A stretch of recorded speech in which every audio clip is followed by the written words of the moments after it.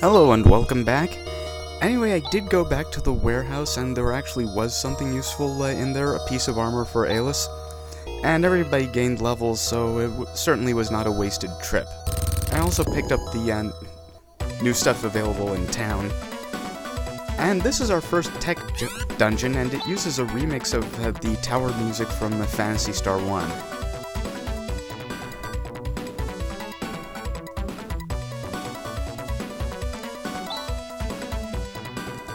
Yeah, lab sterilization before any of you start getting any ideas. Anyway, in town there was some new armor for Han, so I did pick all that up. He needs the help, especially considering the rather new monsters around here, and there are a lot of them.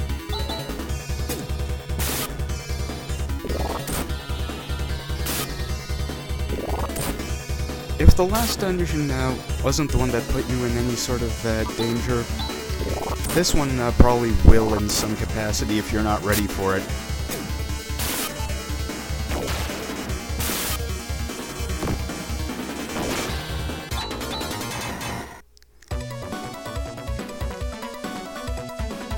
It was actually shorter than I remembered, and this is where I make a total brain fumble and do what I would have done if I'd just chosen macro instead of trying to be all fancy and all that.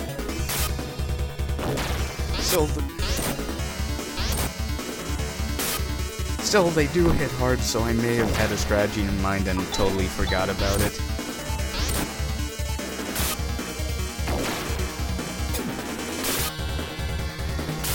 This is, by the way, the first time that we encounter machine enemies, and we actually don't really have anything that they're weak to. The closest thing is Chance's Su technique, which they can't resist.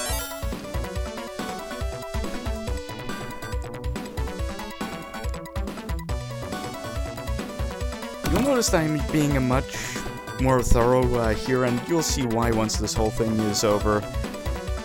However, I always recommend exploration anyway.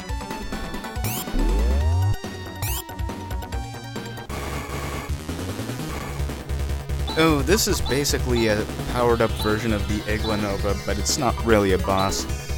I always try to take care of these things as soon as possible because the monsters they spew out are a fair bit tougher and won't go down in one hit from the weapons I have. That's the kind of thing where crash working is very, very useful.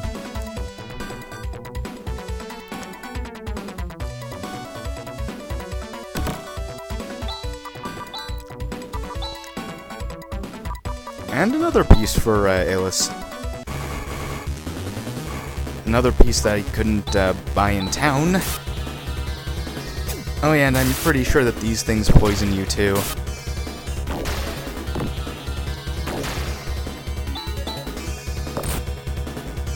I have been very, very lucky with statuses these last few videos.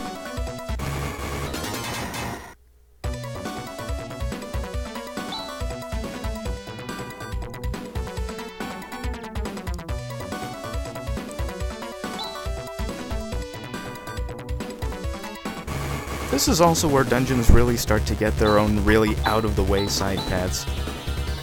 And also where I wish I had something that did work reasonably well against machines. These things take more or less half damage from everything I have on me at the moment.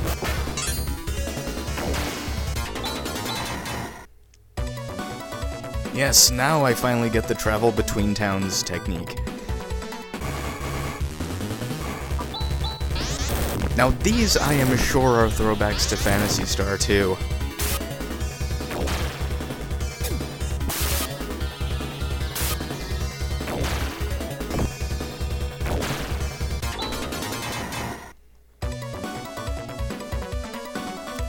Yeah, while we're wandering around, I'll tell you a little something about how me and Regdren first encountered this game. You see, we actually first rented this game from Blockbuster, you know, back when Blockbuster was still a viable business model.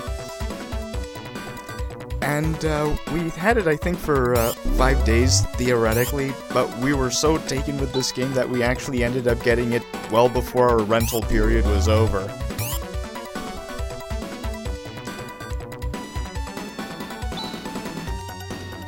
Chaz can put 2 and 2 together.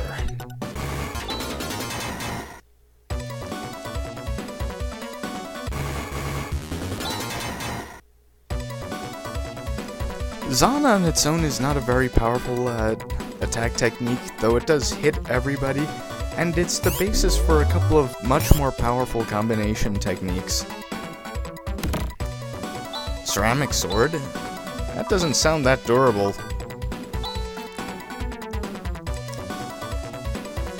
Well, I guess it's just an RPG thing, but at least in Phantasy Star, there's no gold armor or whatever.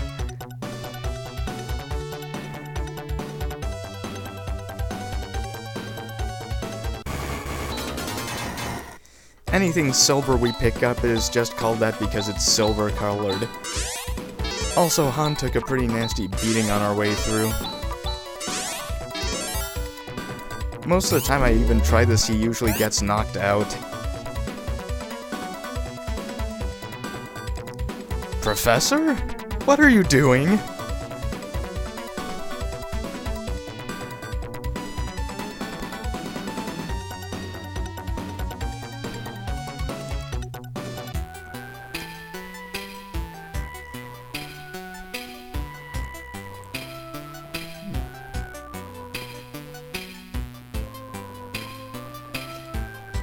People who have played Phantasy Star 2 can probably guess.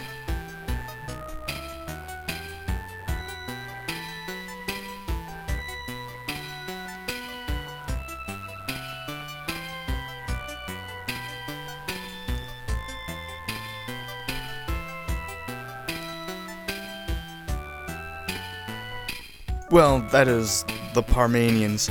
The Matavians could probably do just fine. I kind of like the idea of a sapient species descended from scavengers rather than the normal suspects. He doesn't get it at all.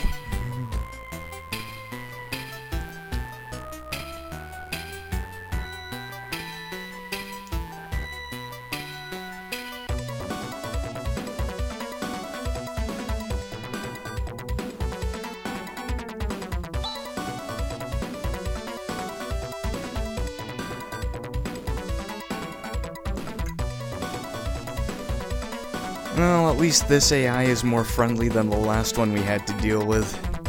Well, in Phantasy Star.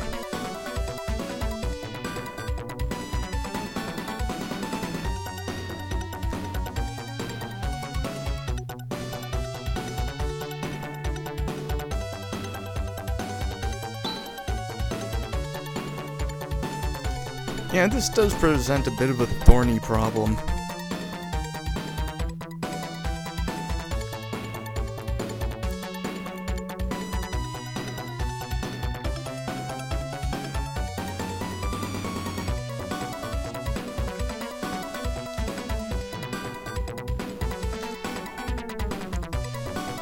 This is a bit of an unorthodox princess saving mission.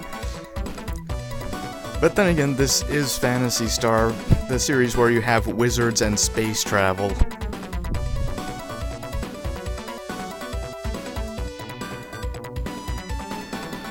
Again, Aeolus has a strange sense of fun.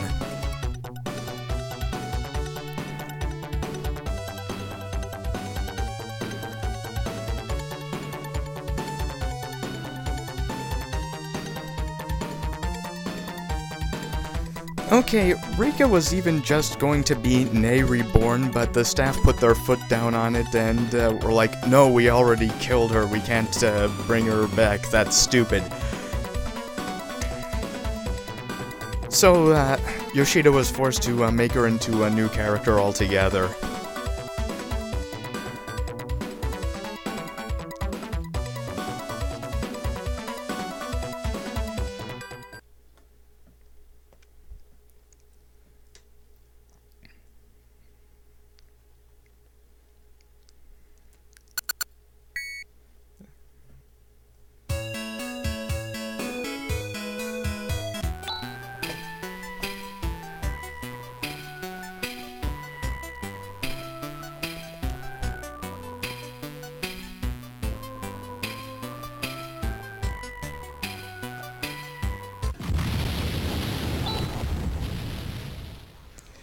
An AI making a heroic sacrifice. This does not happen often.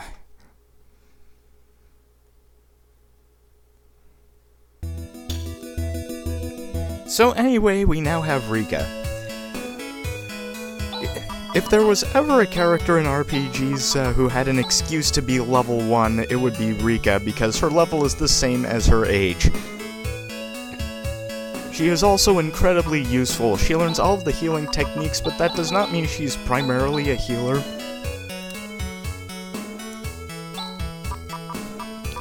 She can actually use heavy armor. She hits almost as hard as Chaz does once she's caught up in levels. And she's really, really fast. While all of her techniques are healing or buffs, she has some very strong combat skills, and her level growth gives her plenty of uses of them. She's also going to be with us for the rest of the game. I originally used to think that Rika's introduction was a little bit hokey, but nowadays I've deluded myself into believing that because Rika is just so new to everything, she tends to feel things more intensely than people who have been around for a while. Even Chaz, the second youngest member of the party, is still literally 16 times older than Rika is. Kinda left that one isn't because, well, kinda forgot to edit it out. But it won't take long for Rika to catch up in levels to the rest of us. Now, I stopped here to, go grab some things from Aedo, because this little optional place I'm going to makes me a bit nervous.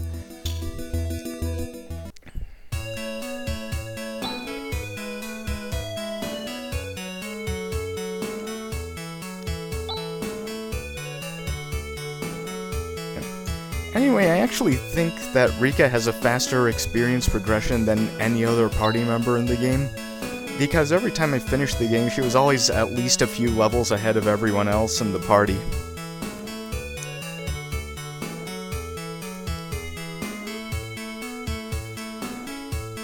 And characters tend not to get knocked out that much.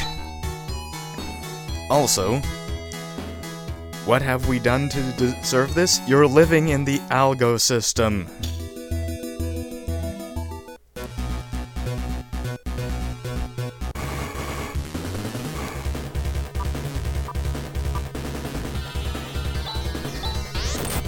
There are some worthwhile things to be picked up in and around here, but there's a rather different reason I'm here in the first place. You see, Phantasy Star 3 was not especially well liked. It was made by a different team than the other 3 games, and it definitely had its own share of flaws, like non-healing techniques being rather useless.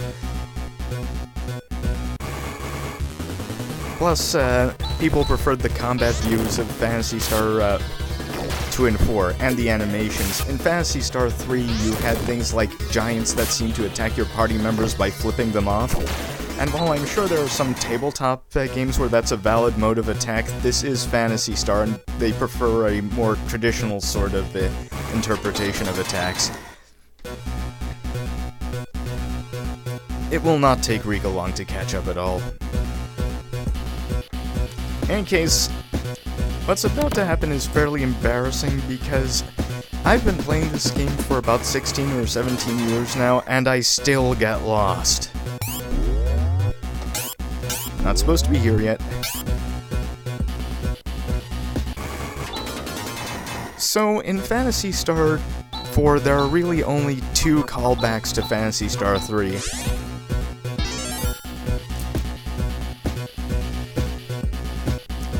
Well, 3 actually, but 2 of them are off the beaten path like this one is.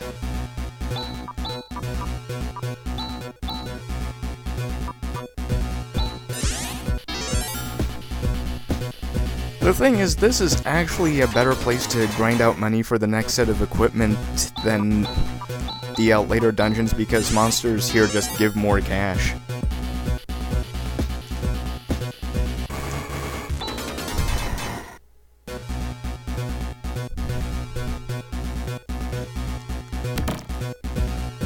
Great, a ceramic shield. Something to beef up Han's oh.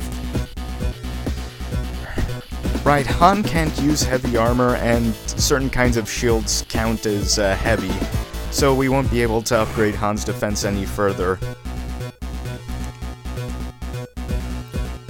At least, not immediately.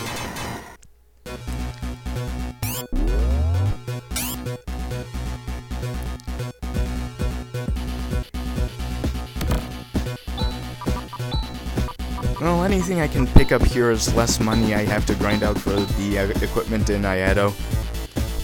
This game tends to throw new equipment sets at you pretty quickly. I guess they just wanted you to have something to spend money on throughout the whole game, though money is never actually useless. There's always something useful you can buy, even in the endgame. Yeah, I wanted to show this off because in the short time Rika has been with us, she's already learned one of her major offensive skills.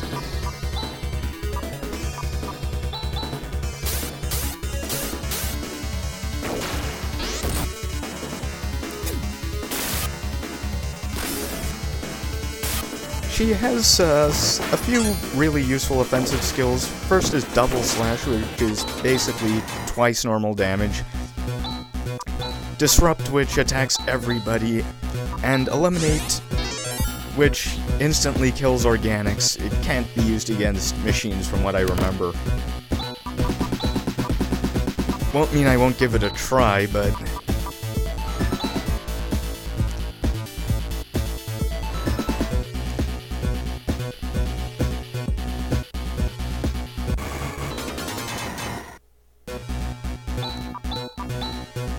in case, we should be reaching near the end of this place pretty soon, which is good because I've been taking my lumps all the way through.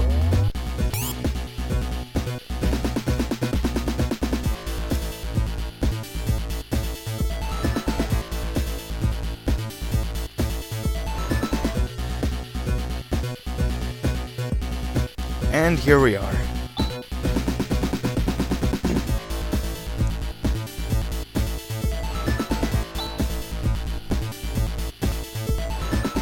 Okay, I have to wonder what kind of basic education Seed is thinking of that includes being able to break the network security of 1,000-year-old starships.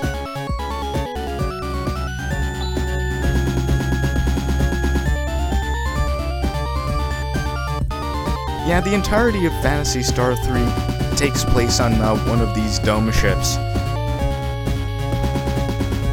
It was actually a fun little exercise. Basically, the idea was that people had been traveling so far and so long into deep space that they'd actually forgotten they were on a spaceship. And it's only once you start going adventuring that you discover the actual truth behind the Elisa 3. This ship, however, did not make it all the way out.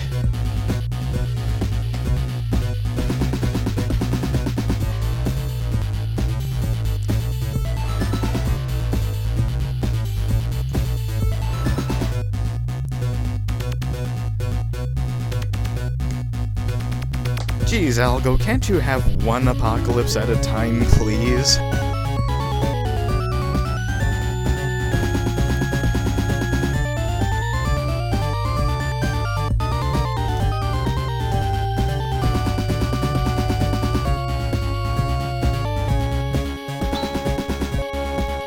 Okay, now what I normally do next would be rather awkward to make a video out of, so I'm going to have to take a different path than what I do for normal plays. See you then, though.